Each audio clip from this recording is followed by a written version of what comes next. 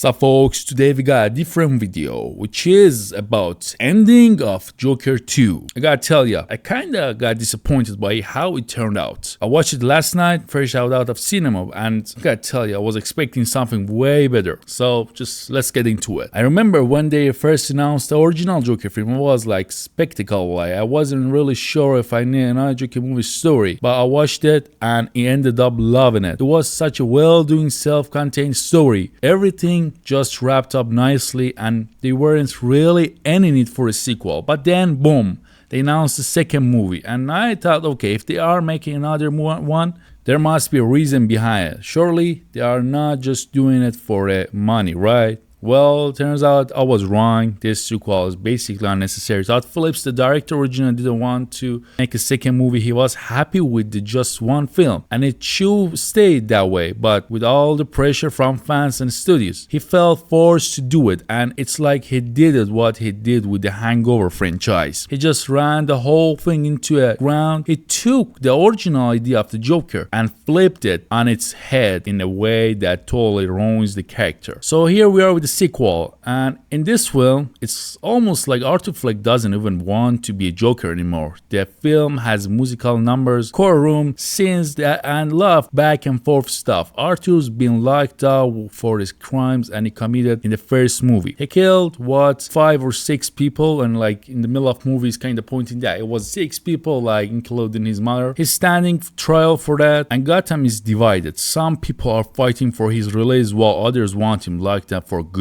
We also get introduced for Harley Quinn, played by Lady Gaga, or better say in the other word they call her Lee in the movie. She is a total fangirl of Joker. She purposely gets herself arrested just to meet him. That's right, she didn't meet him naturally. She planned this whole thing because she was obsessed with the Joker, and of course they saw a little romance. And this is the main problem about the movie. Joker ain't no getting romance in any of the comics or movies. Mostly Joker is the one that's being followed and like mostly just chased by Harley Quinn. But in this movie, got into the romance, and this is the main problem with me with this movie. So it was basically nothing like a relationship we know from the comics. Here's where things get weird. Arthur starts distancing himself from the Joker persona. He basically says that the Joker wasn't the one doing all the bad things. It was just him, Arthur, which I don't know, feels like totally misses the point of the Joker character. That in the comics, Joker is the chaotic force who betrays Harley Quinn all the time. But here, it's opposite. Arthur doesn't even want to be a Joker anymore. He's just looking for love, and that's a huge departure from the Joker we know. It really seems Todd Phillips did this on purpose.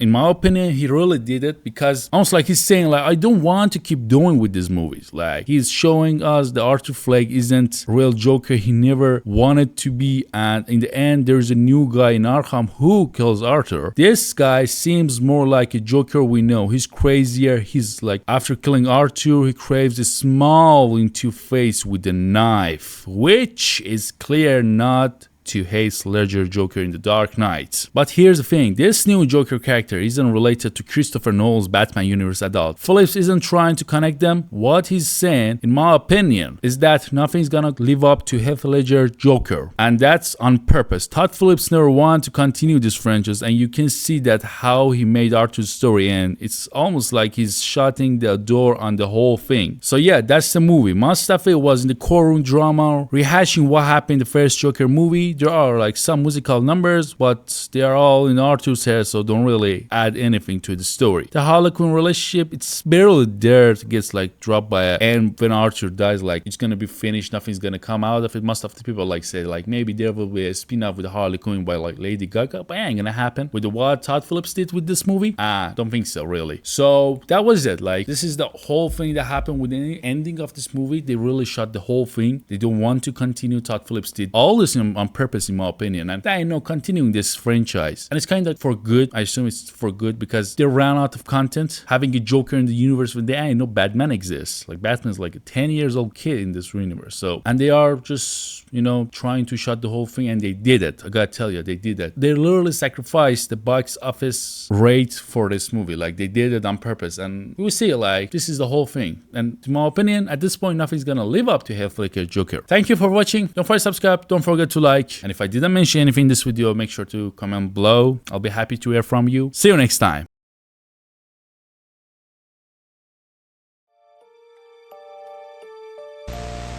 What is that? 1300 AD, they called this man the hero from the sky. He was prophesied to have destroyed the evil